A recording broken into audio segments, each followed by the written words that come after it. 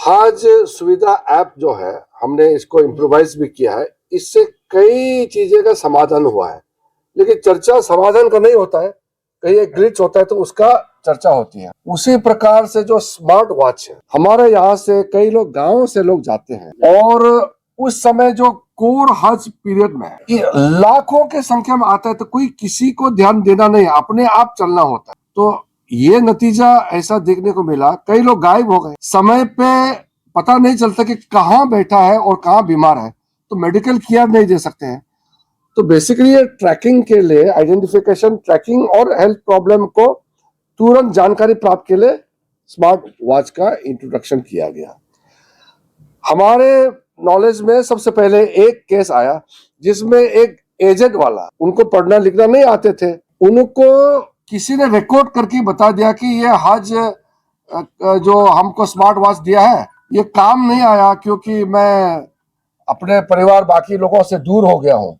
ऐसा करके उन्होंने बोल दिया और उसको रील बना के चलाया। बाद में हमारा सीजी और सीनियर ऑफिसर्स पहुंचे और उसी को ढूंढा कि आपने कैसे बोल दिया, प्रॉब्लम क्या है। बोला कि नहीं, कोई प्रॉब्लम तो है नहीं। वहां कुछ लोग आए और रिकॉर्डिंग किया कि आप ऐसा बोलो, उसको बुलवा के रिकॉर्डिंग करवाया और फिर बोला कि ये स्मार्ट वॉच काम नहीं करता है। अगर आप टाइमली चार्ज नहीं करोगे, 24 घंटे का उसका लाइफ स्पैन होता है, चार्ज नहीं करोगे तो काम नहीं करेंगे। मोबाइल फोन भी चार्ज नहीं करोगे तो काम नहीं करेंगे। एक मिनट, उसके बाद में अगर कहीं जेन्युइनली स्मार्ट वॉच काम नहीं कर रहे हैं, ऐसा एक दो केस जरूर हुआ होगा। ये इलेक्ट्रॉनिक गैजेट्स में अगर 80-90,000 लाखों का संख्या में अगर एक दो काम नहीं करेंगे तो उसको फिक्स करना चाहिए, मैं ये मानता हूँ। कहीं ना कहीं ये तो हुआ है, इसलिए मैं कॉल ले रहा हूँ उसको। स्मार्ट वॉच के जगह में और नया सिस्टम आ सकते हैं।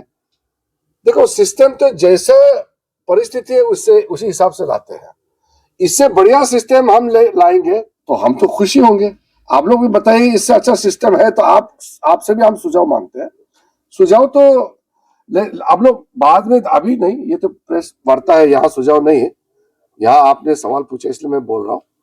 लेकिन टेक्नोलॉजी के माध्यम से हर प्रॉब्लम को सुलझाया जा सकता है। लेकिन आपने जो बोला सही है, मेरे संज्ञान में भी आया, हमने नोट किया, सॉल्यूशन भी किया। मैंने पहले भी बताया, एक बाथरूम ब्लॉक हो गया करके दिखाया, वो 1 घंटे में ऑफिसर लोग कंप्लेन करके उसका सॉल्यूशन भी हो गया। और यहाँ 2 दिन तक वो चलाते रहे, और जबकि ये पार्ट ऑफ एग्रीमेंट नहीं है। बाथरूम, टॉयलेट, पानी का ये जो सारा सिस्टम है वो सऊदी अरब का सॉवरेन डोमेन है। और यहाँ आप घुमा रहे हैं वीडियो कि ये भारत सरकार टॉयलेट क्यों नहीं बना रहे हैं, बाथरूम क्यों ब्लॉक है। हम यहाँ से दूसरे देश में जाके वो फिक्स नहीं कर सकते हैं, कुछ लिमिटेशन होते हैं। और ये वीडियो घुमाने की वजह से सऊदी अरब में लोग कहने लगा कि हज करने आया कि आप सऊदी अरब को बदनाम करने आए हैं। अगर प्रॉब्लम है तो कंप्लेन करो, हम फिक्स करेंगे। हिंदुस्तान में वीडियो चला के उससे क्या समस्या का हल होगा क्या? तो इस तरह का होता है। वो मुझे मालूम है 2-3 नेताओं ने किया है, वो पॉलिटिशियन है, बदनाम करने के लिए किया गया चीज है।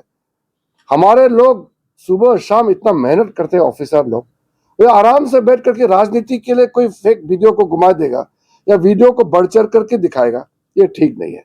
और एक वीडियो से पूरा शानदार हज को बदनाम नहीं करना चाहिए, ये मेरा पॉइंट है। लेकिन कोई समस्या, प्रॉब्लम से हम दूर नहीं भागते हैं। मेरे सामने में आया, मैंने तुरंत सेक्रेटरी साहब को बोला कि ये अहमदाबाद में मुद्दा आए हैं कि कश्मीर लद्दाख साइड में जो जा रहे हैं उसको 4 केजी से ज्यादा एक्स्ट्रा लोड नहीं लेने दिया जा रहा है, इसलिए डाइवर्ट कर रहे हैं। तो बाद में पता चला ये तो हमारा पॉलिसी नहीं है। श्रीनगर का जो लैंडिंग स्ट्रिप है उसमें कुछ इशू आए थे, तो सबका लगेज को टेक्निकल ग्राउंड में, एयर सेफ्टी का मामला है तो इसके लिए वहां लिमिटेशन किया गया है। बाद में बताया गया, हमारा ऑफिसर लोगों ने इसका क्लैरिफिकेशन दिया और ठीक हो गया। मेरा कहना यह कि हमारा गलती से कुछ होता है तो हम जिम्मेदारी लेंगे, उसको सुधार देंगे। और अगर मिसकम्युनिकेशन से या कोई फेक नैरेटिव होता है तो उसका भी क्लैरिफिकेशन होना जरूरी है, क्योंकि गलत न्यूज से अच्छा काम का बदनाम नहीं होने। बस हमने सीरियसली नोट लिया। हमने कहा कि जो यात्री है उनका सामान, उनका सेफ्टी, ये हमारा टॉप प्रायोरिटी है। वो टेक्निकली ऑन द स्पॉट, हर जगह का प्रॉब्लम नहीं है, किसी जगह में कुछ कम्युनिकेशन टेक्निकली हाँ वही हुआ, कहीं बाकी जगह नहीं हुआ। वो बता दिया मैंने अभी, अहमदाबाद का टेक्निकल कारण से हुआ था।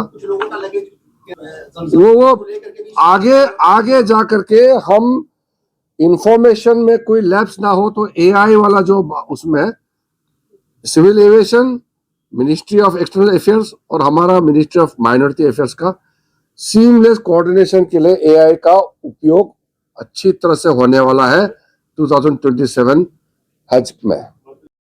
वालों ने शिकायत की कि हमारा सामान चोरी हो गया। हाँ वही ना, इतना हज अच्छा होने के बाद लास्ट में एक गलती होता है तो उससे दुखी होता है, तो मुझे तकलीफ होता है उससे, इसलिए उसका हमने सीरियस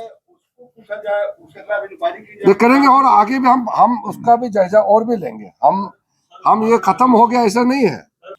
आपका ऑब्जर्वेशन का हमने सीरियसली नोट कर लिया है और ये हम गंभीरता से इस बात को लेता है। कोई ऑफिसर ऐसे पाया गया तो उसका हम लोग कार्रवाई करेंगे, लेकिन इस बार ऐसा शिकायत मेरे पास डायरेक्टली नहीं आया। आप कभी सुना नहीं होगा कि जून के महीने में हमने अगले साल का हज तैयारी की है, तो ये कारण ही है कि हम सबसे प्राइम जगह, जैसे इस बार भी मीना में हमारा लोकेशन है और मदीना में वो सर्कुलर पेरिफेरल रोड से बाहर एक भी हमारा एकोमोडेशन नहीं, सब अंदर में, क्योंकि हर दिन आना पड़ता है। तो इसलिए वहाँ जो लोकेशन है, एकोमोडेशन का लोकेशन है, ये बहुत बहुत महत्वपूर्ण है, इम्पोर्टेंट है। इसलिए जैसे मदीना में पेरिफेरल रोड से बाहर कोई नहीं है, क्योंकि मैं जब विजिट किया तो हमने कहा कि हमको इसी का अंदर रहना है, बाहर से अंदर आना, कोई पैदल आएंगे, गाड़ी से आएंगे, उससे व्यवस्था में कठिनाई होती है। तो ये इस बार पूरा 100% हुआ है और हमारा लोकेशन जो है एक साथ हो हर जगह में। आपने जैसे सुझाव दिया, हम उम्रा में तो डायरेक्टली क्वाटा सिस्टम नहीं है, इसलिए इसका मैनेजमेंट जो है थोड़ा सा उसको हम लोग छूट देते हैं। इस बार हम तैफ में जाकर के उम्रा का वो भी देख करके आया, और हमारा तो वहाँ काउंसुलेट में हमेशा एक अपडेट तो रहता ही है।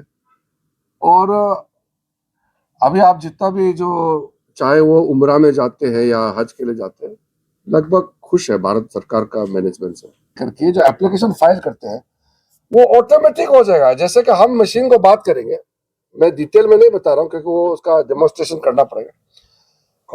आपका जो बात जैसे लगेगा आप और मैं बात कर रहा हूँ, ऐसा ही आपको नजर आएंगे। बाद में हम डेमोन्स्ट्रेशन देंगे, बाद में हर चीज का जो पूछेंगे ऑन द स्पॉट वॉइस, एकदम वॉइस से बातचीत करके आप पूरा सारा चीज क्लैरिटी से आपके पास इंफॉर्मेशन उपलब्ध होगा, कोई कंफ्यूजन नहीं होगा। बिना पढ़ा लिखा इंसान आराम से चीज जान सकता है, काम कर सकता है। इस तरीके का हम ला रहे हैं, तो हम बहुत ये एक क्रांतिकारी कदम है ये जो एआई एप्लीकेशन ला रहा है। इसलिए मैं डिटेल में नहीं बोल रहा हूँ क्योंकि उसको थोड़ा समझाने के लिए और डेमोन्स्ट्रेशन करने के लिए, और कुछ चीज हम लोग कर रहे हैं, क्या क्या कर रहे हैं वो कुछ समय का बाद शायद मैं जब हज पॉलिसी घोषणा करूंगा, वो रिलीज करेंगे, तो उसके बाद हम एआई का भी डेमोन्स्ट्रेशन दे देंगे।